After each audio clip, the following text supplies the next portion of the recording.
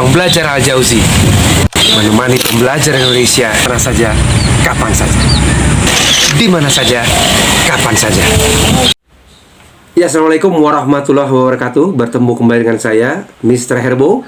Kita masih dalam rangkaian video pembelajaran yang bertema Empowering Communication atau komunikasi yang memberdayakan. Baik, kita akan mengupas yang pertama.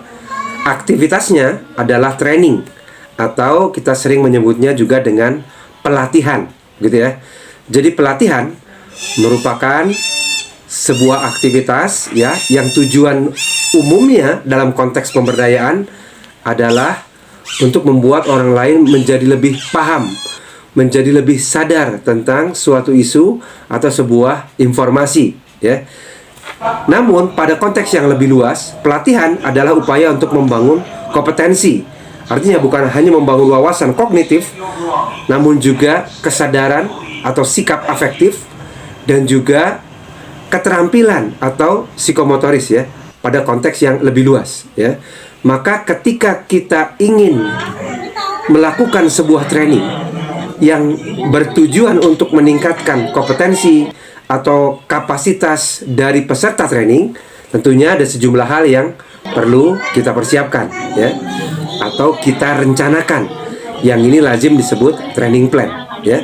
Maka dalam training plan ini paling tidak ada sejumlah hal yang perlu kita bahas ya. Yang pertama adalah tujuan trainingnya untuk apa? Tujuan pelatihannya untuk apa? Apakah membangun keterampilan lunak atau keterampilan keras ya? Ya, misalnya yang dalam hal ini kita akan bangun adalah keterampilan lunak atau soft competence ya, atau ada yang menyebutnya juga soft skill ya. Maka kita perlu menyiapkan soft skill apa yang direncanakan dibangun melalui pelatihan ini, dan kemudian kita akan menggunakan metode apa, begitu ya, akan menggunakan media apa, dan materi utamanya apa nih yang mau disampaikan.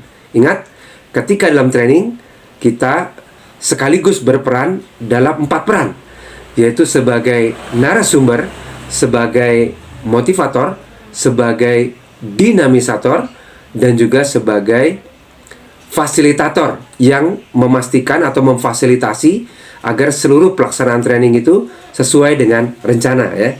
Jadi yang pertama, kita perlu menentukan tujuannya. Tujuannya itu bisa dirumuskan dengan kalimat seperti, setelah mengikuti pelatihan ini peserta mampu. Nah, mampu apa nih diharapkan? Gitu ya.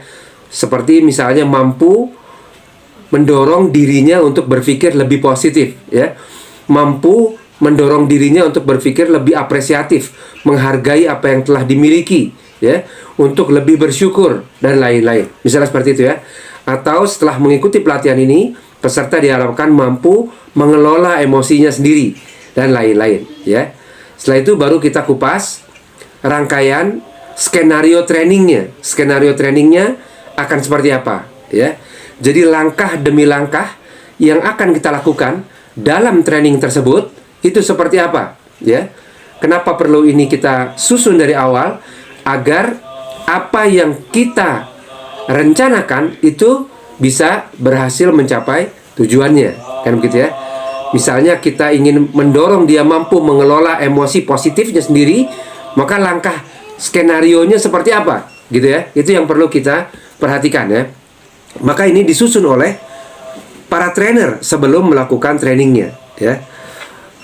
Di menit-menit awal akan seperti apa ya, di menit-menit selanjutnya akan seperti apa, kemudian rangkaian materi yang akan disampaikan seperti apa, media yang digunakan akan seperti apa, daur belajar ya yang akan dipraktekkan nanti seperti apa, dan lain-lain, untuk memastikan bahwa tujuan yang diharapkan itu bisa tercapai ya. Selanjutnya pada normalnya sebuah pelatihan kita juga menyiapkan pre-test dan post-test ya, untuk memastikan bahwa setelah pelaksanaan training itu sudah ada peningkatan pemahaman, misalnya peningkatan pengetahuan tertentu ya. Atau post-test dapat berupa juga praktek atau simulasi ya, sehingga kita bisa melihat ada skill yang bertambah atau ada skill yang berubah. Demikian ya. Jadi kurang lebih inilah yang perlu disiapkan, yaitu terutama adalah skenarionya. Skenario yang itu kita susun sedemikian rupa menjadi sebuah pengalaman belajar yang dapat menyampaikan peserta kepada tujuan yang kita harapkan. Dari awalnya tidak mampu mengelola emosi diri menjadi lebih mampu. Dari awalnya tidak mampu berpikir positif terhadap kehidupan diri sendiri menjadi lebih mampu, dan lain-lain. Apa nih yang perlu kita lakukan? Apa metode-metode yang kita gunakan di dalam sana? Apakah ceramah, ya, tanya jawab, ya, kemudian metode brainstorming misalnya, atau metode diskusi kelompok, ya, apa yang akan kita gunakan dan alasannya apa, ya, sehingga semuanya dapat membantu kita menyampaikan tujuan. Lalu media yang akan digunakan apa? Media dalam hal ini adalah instrumen yang membantu peserta memiliki pemahaman yang lebih kuat, ya. Apa nih yang mau kita sampaikan? Apakah potongan film, ya, atau sebuah poster, atau media games, ya, yang membuat peserta lebih merasa terlibat, atau secara afektif dia lebih memahami isunya, ya. Dia merasakan, oh maksudnya begini, oh ternyata ketika saya alami ternyata begini, berarti saya harus meningkatkan hal-hal ini pada diri saya, dan lain-lain, ya. Demikian kurang lebih apa yang perlu diperhatikan dalam training plan atau perencanaan training, ya. Selamat mencoba dan selamat berjuang untuk terus menjadi pemberdaya yang impactful, ya. Artinya apa yang kita lakukan itu berdampak positif dan baik pada orang lain. Demikian, terima kasih.